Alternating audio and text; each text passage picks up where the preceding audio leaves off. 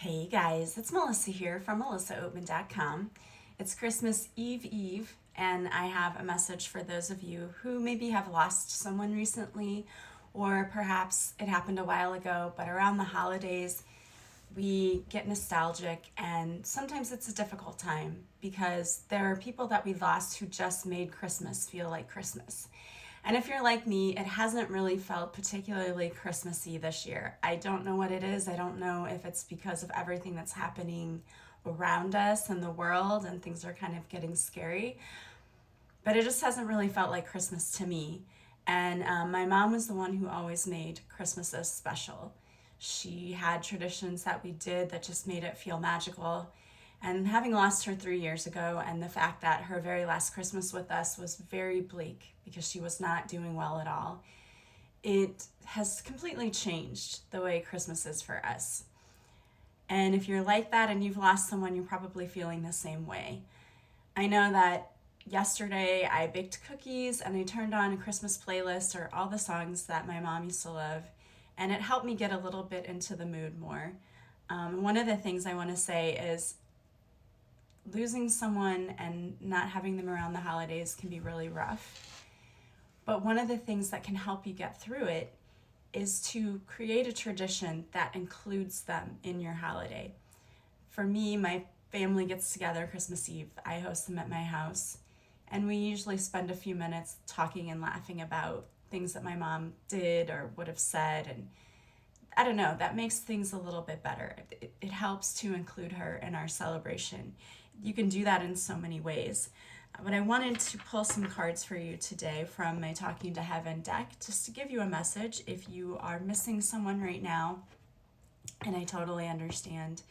So what I want you to do is just take a deep breath and imagine the person that you would love to receive a message for. You can be open. For many of us, we've lost many people in the holidays. That makes it extra tough. So imagine, if you will, the person that you would like a message from, and if it resonates, great. If not, leave it. But we're going to pull some messages from your loved one, what wants to come out. What do they want you to know? Okay, I am not dead. So they want you to know that they're still very much around. When we die, we're all energy. And so one of the beliefs is that we simply change energetic fields, and we're no longer in the same energetic field. And so that's why we can't see them or hear them or feel them, although sometimes, you might feel that they're with you. They're always with you. So that's why I love including them in a special celebration during the holidays. And there is no time where I am. Time is on earth. It's only an earthly thing. So time hasn't passed where they are. They're still very much been a part of your lives. And I love those messages. It's not your fault. So if some of you have been feeling blame or guilt about maybe what happened, you need to let that go, and they want you to let that go. Also, I'm getting a second message about this too. Sometimes when loved ones pass away, our whole family dynamic can change. And I know if you follow me at all on my podcast, Awaken Your Inner Awesomeness, you know that I've talked about how my family dynamic completely shifted and changed, and how I was not close to certain family members anymore. And it's because my mom was basically the glue that held us all together. And in some instances, some of my family members just didn't process the death well and chose to kind of separate themselves from the family, and that was a hurtful thing. This isn't your fault. This is what happens sometimes, and you can try to bring family together, but ultimately the way that someone chooses to grieve is their way, and we can't do anything about that. We can't change it. We can pray for them and try to get them help, but everyone has free will, and so if they choose to grieve that way, it's not your fault. There's no such thing as death. They keep having messages coming out letting you know that this thing that we believe is death is really just an illusion. They're still very much with you is the message that I keep getting. So look for signs. I was met by so many loving people. Yeah, they had so many ancestors, angels, guides that met them when they crossed over. So if you're feeling guilty, if you think, oh, they passed alone, or this happened or that happened, don't. They did not pass alone. No one ever dies alone. We kind of get born into this world alone, right? But when we die, we're greeted by all of our past loved ones, our soul family, our angels and guides, and it's a wonderful thing. So don't feel sad or upset if you think that they passed alone. They did not. Tears cleanse the soul. They want you to know that it's okay to cry. It's okay to feel those emotions and to process it. We have to. It's the only way to get through. And we have been in dreams together.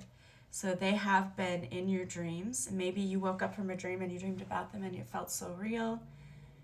We can have visitations with them in dreams because in those states of sleep, you're in a different, your brain waves are in a different, like you're in an alpha state. And so it's easier for them to actually connect.